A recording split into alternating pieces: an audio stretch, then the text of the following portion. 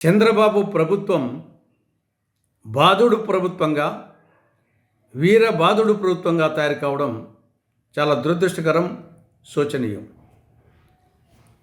అధికారంలోకి వచ్చిన ఈ 6 నెలల కాలంలోనే అనేక విధాలుగా చంద్రబాబు ప్రభుత్వం ప్రజలను బాధడం జరిగింది. విద్యుత్ సర్దుబాటు ఛార్జీల పేరుతో విద్యుత్ వినియోగదారుల మీద 15,485 కోట్ల రూపాయలు అదనపు భారం మోపింది. అంతా ఇంత కాదు, 15,485 కోట్ల రూపాయలు అదనపు భారం మోపింది. ఇది ఒకటి. ఇక రెండవది రిజిస్ట్రేషన్ ఛార్జీల పెంపు. గ్రామాలు, పట్టణాలు, నగరాలలో అటు భూములు, ఇటు నివాస భవనాలు, వాణిజ్య భవనాలు, అపార్ట్మెంట్లు, ప్లాట్ల మీద జనవరి 1వ తేదీ నుంచి దాదాపు 15 నుంచి 20% వరకు రిజిస్ట్రేషన్ల పెంపు ద్వారా అదనపు భారం మోపబోతూ ఉంది. ఇది రెండవది.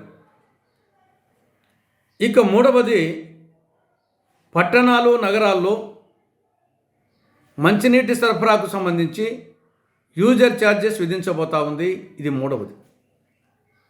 నాలుగవది, నిన్న రాష్ట్ర ఆర్థిక శాఖ మంత్రి పయ్యావుల కేశవ్ గారు రాజస్థాన్లోని జైసల్మీర్లో జరిగినటువంటి జిఎస్టీ 55వ కౌన్సిల్ సమావేశంలో ఒక ప్రతిపాదన చేశాడు.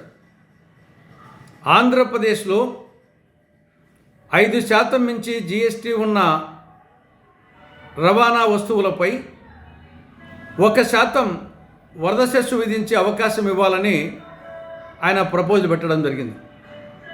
అంటే 1% వరద సెస్సు రాబో రోజుల్లో ఆంధ్రప్రదేశ్ ప్రజలపై భారం మోపబోతా ఉంది. కాబట్టి ఈ విధంగా ఈ 6 నెలల కాలంలోనే అనేక విధాలుగా ప్రజలను చంద్రబాబు ప్రభుత్వం బాధడం జరుగుతూ ఉంది.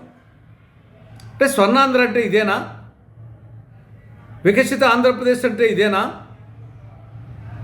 ఆరోగ్య, ఆనంద, సంపద ఆంధ్రప్రదేశ్ అంటే ఇదేనా? హెల్తీ, వెల్తీ, హ్యాపీ ఆంధ్రప్రదేశ్ అంటే ఇదేనా? సంపదను సృష్టించడం అంటే ప్రజలను బాధడమేనా? కాబట్టి ఈ 6 నెలల కాలంలోనే చంద్రబాబు ప్రభుత్వం, టీడీపీ కూటమి ప్రభుత్వం ఇది ప్రజారంజక ప్రభుత్వం కాదు, ప్రజాపీడిత ప్రభుత్వంగా ముద్ర వేస్తుంది. ఇక రెండవ అంశం గండికోట ప్రాజెక్ట్.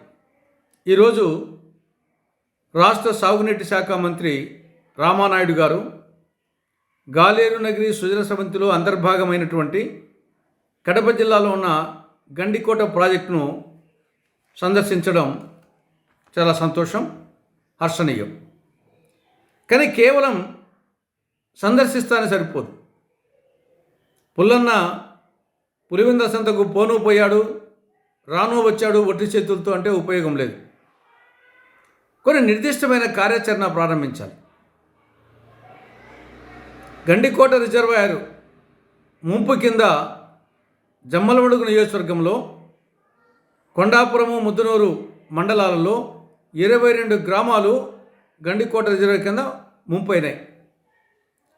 ఆ ముంపు గ్రామ బాధితులకు, ముంపు గ్రామవాసులకు ఇంకా చాలామందికి పరిహారం అందలేదు. కొన్ని సంవత్సరాలు అయింది, దశాబ్దాలు అవుతుంది, ఇంకా అందలేదు. కాబట్టి ఇమ్మీడియట్గా ఇంకా ఎవరికైతే ముంపు వాసులకు పరిహారం అందలేదో వారికి పరిహారం చెల్లించాల్సిన బాధ్యత రాష్ట్ర ప్రభుత్వాది ఉంది. దాని మీద రామానాయుడు గారు దృష్టి కేంద్రీకరించాలి. ఇక రెండవది, ఇంతవరకు రిజర్వాయర్స్ మాత్రమే పూర్తయ్యాయి. అవి కూడా కాంగ్రెస్ హయాంలో పూర్తయినట్టే.